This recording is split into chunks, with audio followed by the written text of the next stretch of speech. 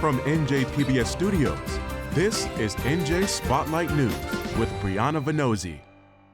Hello, and thanks for joining us tonight. I'm Brianna Venozzi. Coming up, a historic shift, how the DOJ's decision to reclassify medical marijuana will affect both patients and the cannabis industry. Plus, I recently spoke with Assemblywoman Verlena Reynolds-Jackson about why she wants to trade the State House for Capitol Hill. But first, Congressman Rob Menendez joins us to discuss the ongoing unrest at Delaney Hall Detention Center. That's next. Funding for NJ Spotlight News provided by the members of the New Jersey Education Association and RWJ Barnabas Health. Learn more at rwjbh.org. Well, what began as a hunger strike inside the Delaney Hall Detention Center in Newark escalated into a volatile standoff over the holiday weekend involving protesters, federal agents, members of Congress, and Governor Sherrill.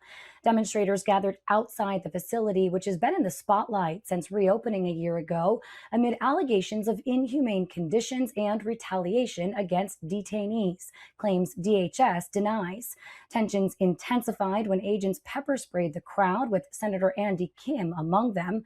Congressman Rob Menendez spent most of the last several days trying to gain access to the facility, and he joins us now. Congressman, we really appreciate your time today, especially given the fact that just a couple of hours ago, you walked out of Delaney Hall. So I want to ask you first what you personally witnessed. What did you hear? What did you see today during your visit?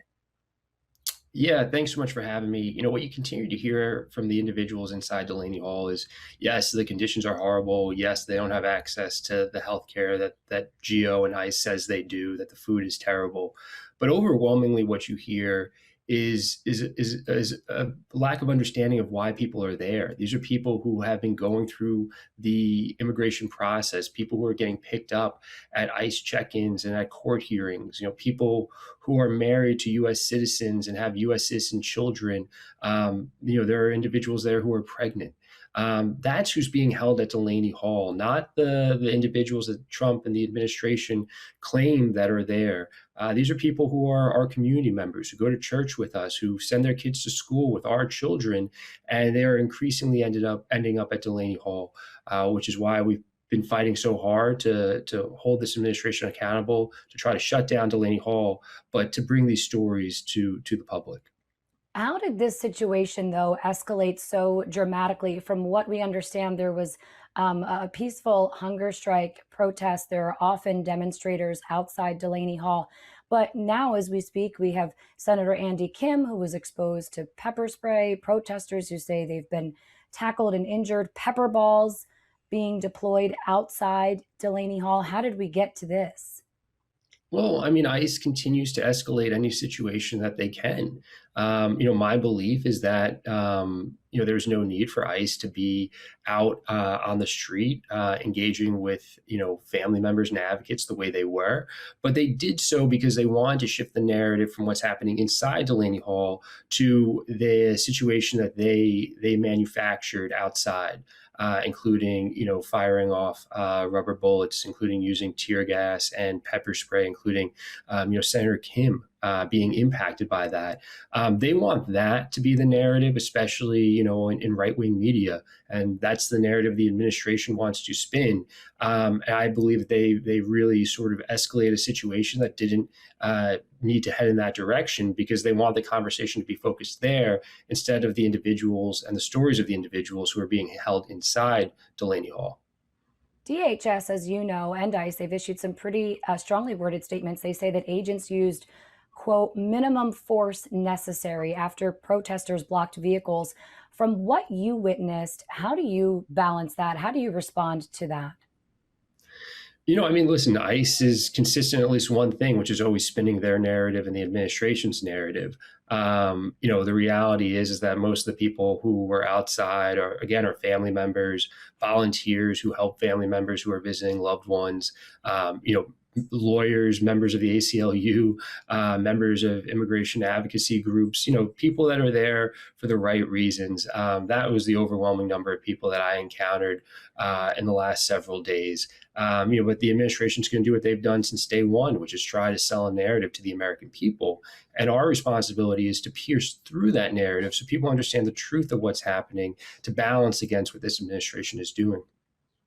ICE and Secretary Mullen insist that conditions inside are safe. They claim that there has been no hunger strike. Based on your conversations with detainees, Congressman, is the federal government being truthful here? No, they're not. And they're operating under a technicality in terms of how they define a hunger strike, which is, individuals going without 9 consecutive meals. That's what I think they're trying to, the case they're trying to make in terms of there not being a hunger strike.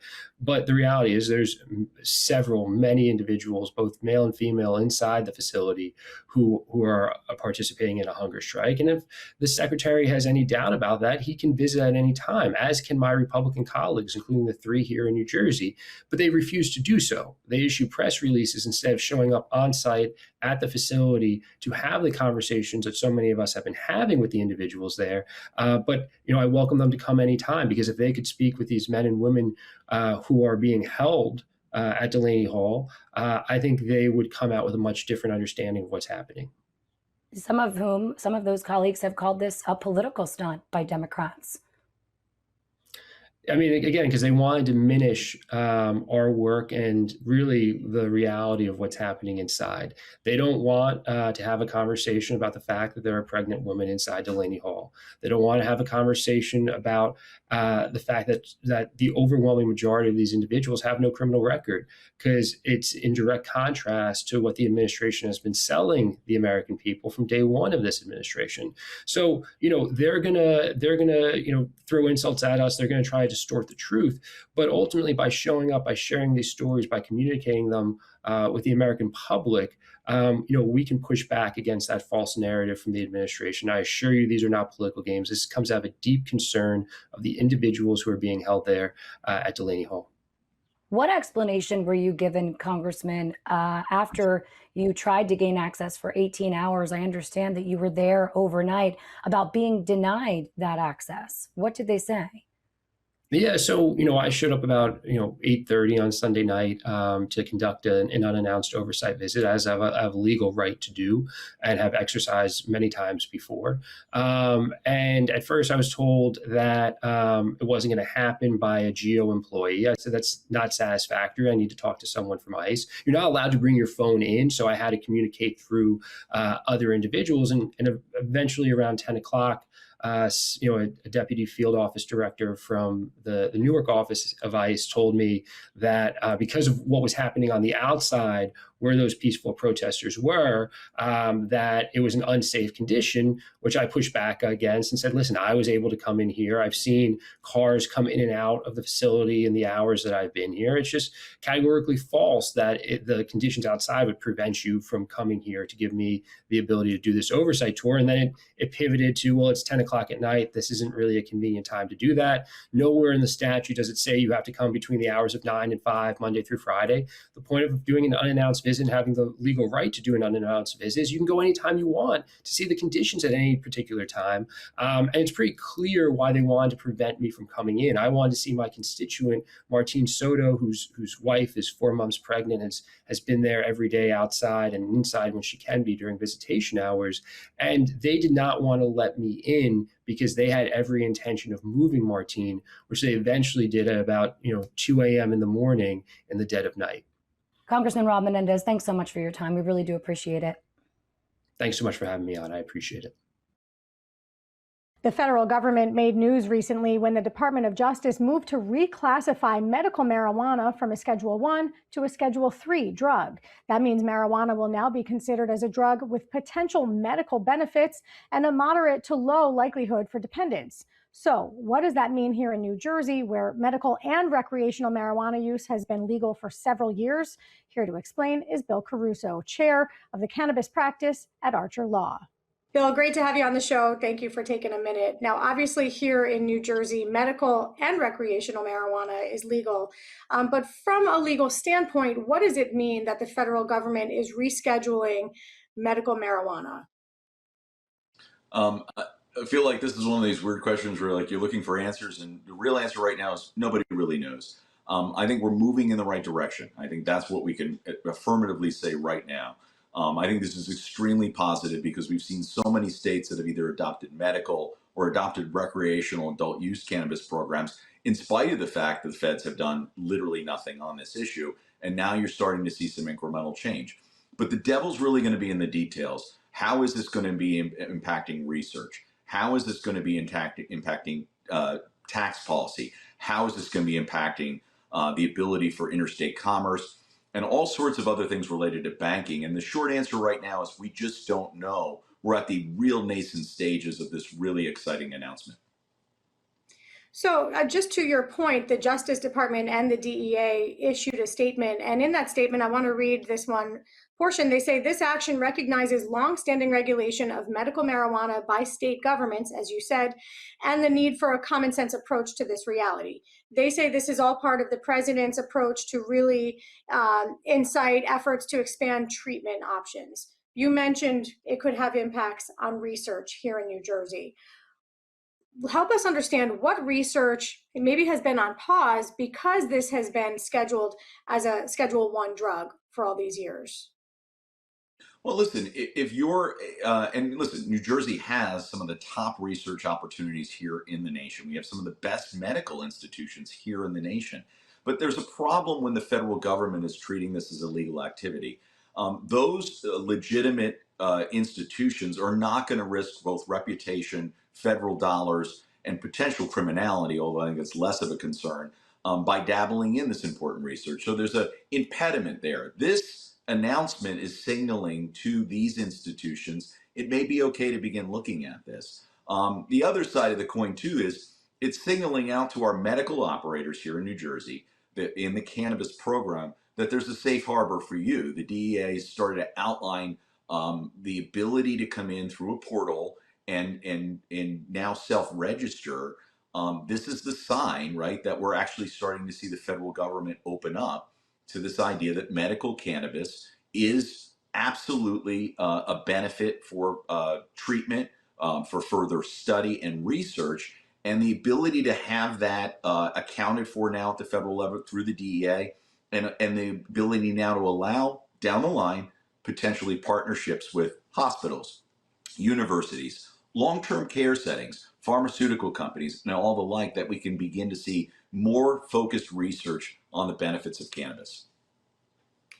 When we talk about what types of treatments are available, can you just laundry list some of the illnesses, some of the ailments? I know you're not a medical professional, but I know you've been doing this work a long time. What are some of the areas where we know that medical marijuana has served a purpose?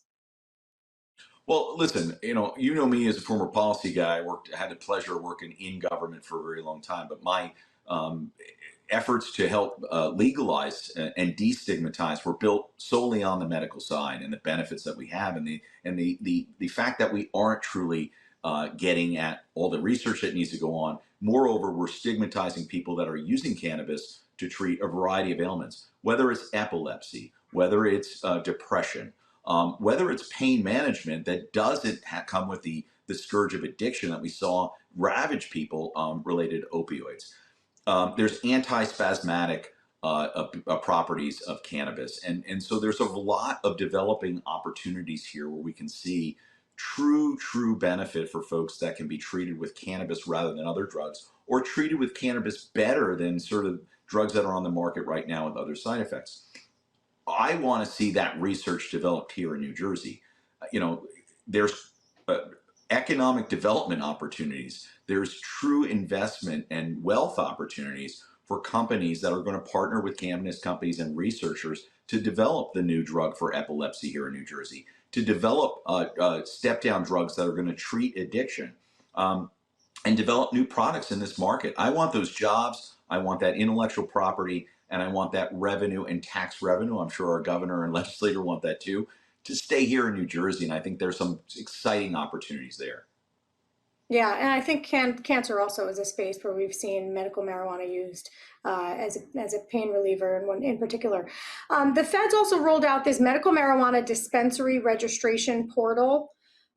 There are several, many are multi-state operators, but several dispensaries already set up here in New Jersey. Do they now need to go and register on this federal portal? What is the portal for? Who does it impact?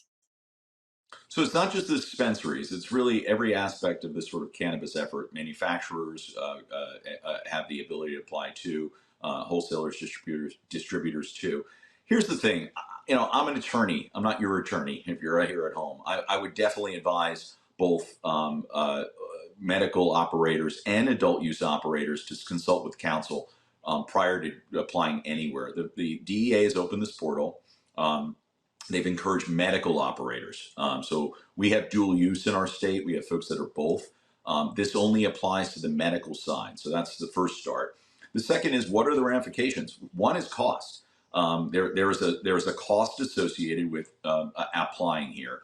We're going to learn more as time goes on, including a June 29th DEA hearing that's going to put a little bit more meat on the bone of what's going on here and what else this may apply to. That's on that portal. There's also questions about tax benefit. Many people believe that the signal to Schedule 3 from Schedule 1 will trigger the ability for deductions at the federal level now for medical cannabis products. That's a belief. It's probably a safe belief, but we don't have clarity yet on how that's going to work. And so, again, it's an advertisement for the accountants out there. Medical operators that are looking to seek relief from 280E tax treatment, they need to figure out with their account how this is going to work yet. It's not set in stone. It's just another good sign. Yeah, you mentioned that June 29th hearing. This is not a done deal, although it looks like the FDA and the DEA and the Justice Department are moving in this direction of the reschedulization. Do you know what the process is following the hearing, when we know whether this is finalized or not? Well, we don't know. I think what we're going to see is what comes out of the hearing. I think we're also waiting, by the way, you mentioned those two agencies, Justice and DEA. We're also waiting for Treasury to weigh in on what the tax benefits and treatment are going to be as a result of this rescheduling. That'll be news too coming, and we're looking for that. But there are going to be court challenges to this. There's going to be efforts by those that seek to disrupt this announcement. They're going to challenge this in court. I think we're going to be dealing with some litigation issues, and I don't know what level that's going to see, if this goes up to the Supreme Court or not. But enter the lawyers and the litigants now to challenge this decision, and we're going to have to see where that goes. And Bill, just really quickly, before we run out of time, I do just want to ask this question. The average person who has a medical marijuana use license here in New Jersey, or is able to use medical marijuana, can they cross state lines and safely, legally use those products? Not yet. And I think that's one of the benefits that we're looking for down the line, because what you're hoping for is a national law or national recognition now that medical marijuana is safe, medical marijuana is permissible by law, and every state jurisdiction will honor that. We don't have that just yet, but that's on the horizon, yes. I think, coming. All right, we got to leave it there. Bill Caruso, thank you so much. Appreciate the insight. Have a great day. Well, as we continue our coverage of the upcoming primary election, we're speaking with candidates in the crowded 12th Congressional District race, vying for Representative Bonnie Watson Coleman's seat. Assemblywoman Verlina Reynolds Jackson has been making her case to voters, saying her decades in public service has prepared her for Washington. And she joins me now. Assemblywoman, welcome. It's good to see you. As I mentioned, you've served both at the state level, but also the local level in the Trenton City Council, also as a social worker. Why is now the right time in your mind to try to make the jump to Congress?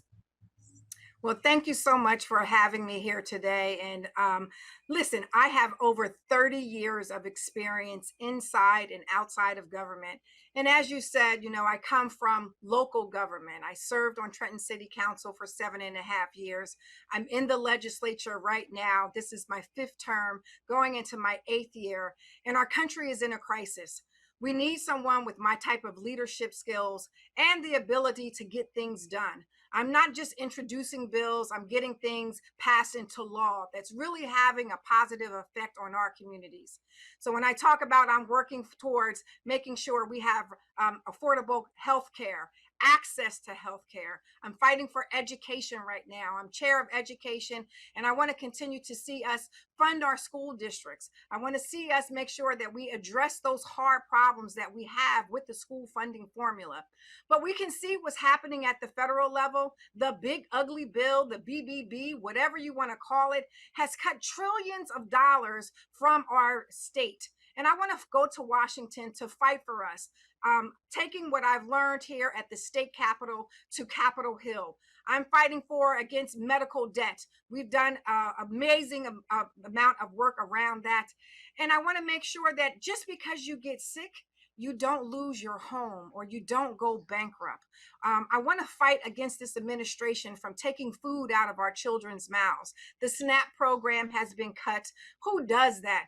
We need someone that can speak up and speak out and fight for us. And I have a legacy of doing this work, and I want to continue to fight for us because I am the people's representative. The people have asked me to run to be their representative in the next Congress for the 12th Congressional District, and that's what I'm going to do. Yeah, is there a specific fight, Assemblywoman, from Trenton? I mean, I hear you describing yourself as battle tested. You've used those words in the past, but is there a specific fight that you've taken on in Trenton that you think has best prepared you for what you would be up against in Washington?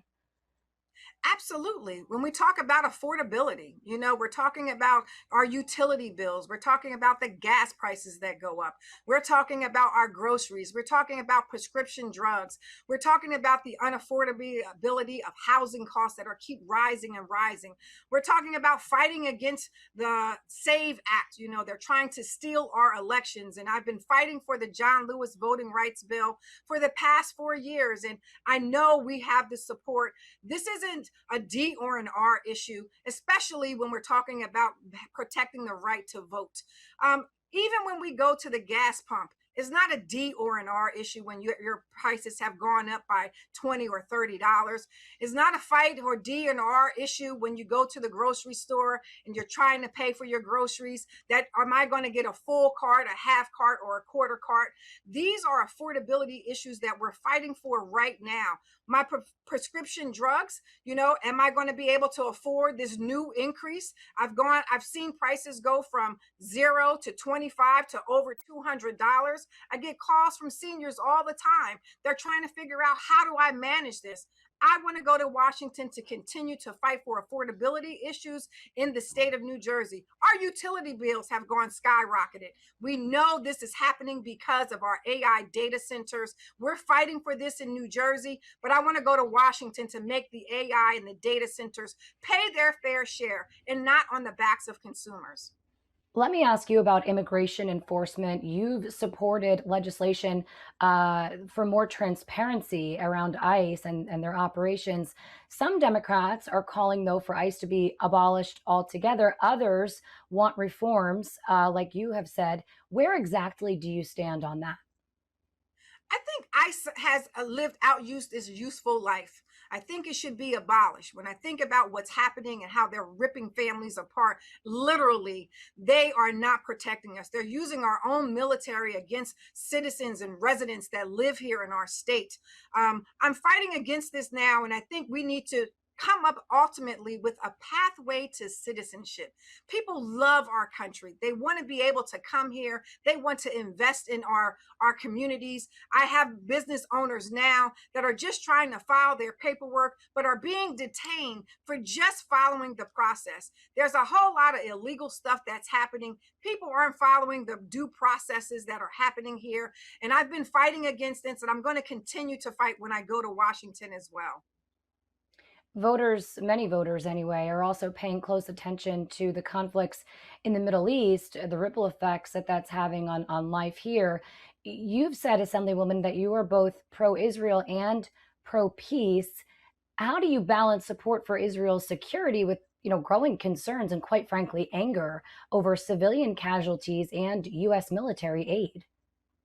Listen, we're in this crisis right now, and we don't even know why. The Trump administration has sent us to war without any congressional approval. We don't know how this is costing us trillions of dollars a day.